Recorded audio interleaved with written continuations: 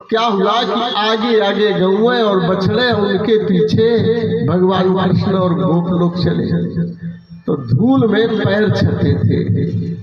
पैर देखो, एक बहुत अच्छी बात इसी सिलसिले में, इसी से संबंधित एक बहुत बढ़िया बात बताएंगे। थोड़ा हनुमान जी और जानकी जी के पास चलो, अशोक वाटिका में। कंस को मारते देर नहीं लगेगी। अब कंस है, अब रुक्मिणी जी क्यों बिटिया रुक्मिणी विवाह की तैयारी की हो, कुछ कर लेंगे? अच्छा, तो हो जाएगा, चलो कोई बात नहीं। अच्छा, तो खैर कोई बात नहीं, जल्दी करते हैं। हनुमान जी से पूछा राम जी ने, पहला प्रश्न किया है, कहूँ तात के भांति जानकी राहत करती रक्षा सो प्राण। ये क्यों पूछा? पहला प्रश्न है। ये इसलिए पूछा कि जानकी जी कह रही थी, रखियो अवध जो अवध लग, राहत न जनी है प्राण। दूसरी बात कही थी, प्रभु वियोग लौलेश समाना, वही न सब मिल कृपा निधाना। नाथ सकल सुख साथ तुम्हारे, शरद विमल विदु बदन निहारे। इधर चारु चरण नख लेखत धरनी, नूपुर मुखर मधुर कवि बरनी। मनोह प्रेम बस विनती करही, हमें सीय पद जन परिहरही। कीर्तन प्राण की केवल प्राणा, विधि कर्तव्य कछु जाता जाना। तो इतने दिन से अशोक वाटिका में कैसे? हनुमान जी ने कहा, प्रभु नाम पाहरू दिवस निशि, ध्यान तुम्हार कपाट। लोचन निज पद जंत्रित, जाहि प्राण के ही बाट। आपका नाम जो है पहरेदार का काम करता है, रात दिन एक क्षण भी हटता नहीं है आपका नाम। और आपका ध्यान दरवाजे का काम करता है। और बोले लोचन निज पद जंत्रित, नेत्र जो है अपने पैर में बंधे हुए हैं, जकड़े हुए हैं। जानकी जी का अपना पैर कौन है? बायां। स्त्री का बायां पैर अपना है।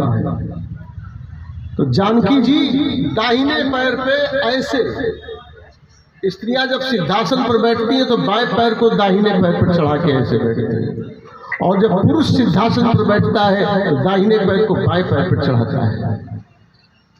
ऐसे देख रही है तलवार। और इसमें है क्या? राम जी के दाहिने चरण की रेखाएं हैं। इसमें राम जी के दाहिने चरण की रेखाएं। अच्छा, राम जी के चरण की रेखाएं जीवन दान करती हैं। जीवन दान। अगर हमारी ये बात न मानो तो जटायु से पूछ लो। आगे परागीधपति देखा, सुमिरत रामचरण की रेखा, है ना? वहां भी धूल में जानकी जी जिस समय वो मूर्छित हुआ तो उतरने लगी थी, तो बायां पैर रखा था रथ के नीचे, तो धूल में बना हुआ था, वहीं जटायु गिरा है, उन रेखाओं को देख रहा है। तो रेखाएं हैं, जीवन मिलता है। तो राम जी के दाहिने चरण की रेखाएं यहाँ है। यहाँ क्या हुआ? वही राम जी कृष्ण जी है।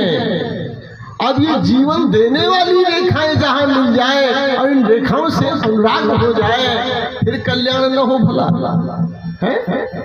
अक्रूर जी रथ से कूद पड़े, पैदल चल रहे उन रेखाओं को, माने पद चिन्हों को देख रहे, तो उसमें जव, अंकुश, ध्वज आदि ये पद चिन्हों में बने हैं भगवान। बस दंडवत करने लगे, दंडाकार गिरे, प्रणाम करें। जैसे जैसे ब्रज के समीप में पहुंचते गए हैं अक्रूर जी, वैसे वैसे हृदय बदलता गया है। हम आपसे भी कहते हैं कि गोविंद जी के जितने ही नजदीक चलते जाओगे, आपका भी हृदय बदलता चला जाएगा, दूरी मत बनाओ। जैसे जैसे चले अब हृदय कोमल होता जा रहा है। ये भगवान की कृपा है। जो भी इनके नजदीक पहुंचता है उसका हृदय कोमल बना ही देते हैं, इनका गुण है, इनका गुण है। अक्रूर जी की आंखों में प्रेमास्त्र भरे हैं, हृदय कोमल हो गया है, साधु हो गए, बिल्कुल साधु हो गए। जैसे ही है तो बलराम जी और कृष्ण जी ने अक्रूर चाचा को देखा, दौड़ करके पैरों की ओर गिरने लगे। जल्दी से उन्होंने ऐसे भारी अंग समेटा भगवान को और अपने हृदय से लगाने लगे। बोले चाचा चरण स्पर्श करने रहो। बोले ठीक है, उठा लिया। एक आज देखिए क्या भाग्य है अक्रूर का कि एक हाथ की उंगली बलराम पकड़े हुए हैं और एक हाथ की उंगली कृष्ण पकड़े हुए। आज सेम वही स्थिति है जैसे यशोदा, जो हमें कृष्णम पूर्व में एक श्लोक है, भगवान खेल रहे थे दूर तो यशोदा बुलाने गई थी, है ना, तो जब बुला के लाई दूसरी टांग थे तो एक उंगली यशोदा की बलराम पकड़े हैं और एक उंगली कृष्ण पकड़े हैं।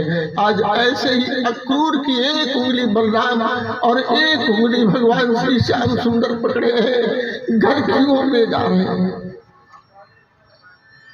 रथ खड़ा है, दरवाजे अंदर ले गए, नंद बाबा से भेंट हुई, स्वागत सम्मान हुआ अर्घ्य से। नंद बाबा ने स्वागत किया। सारी सूचना अंतःकरण में वो बात छिपी है, लेकिन इस दिव्य स्वरूप का दर्शन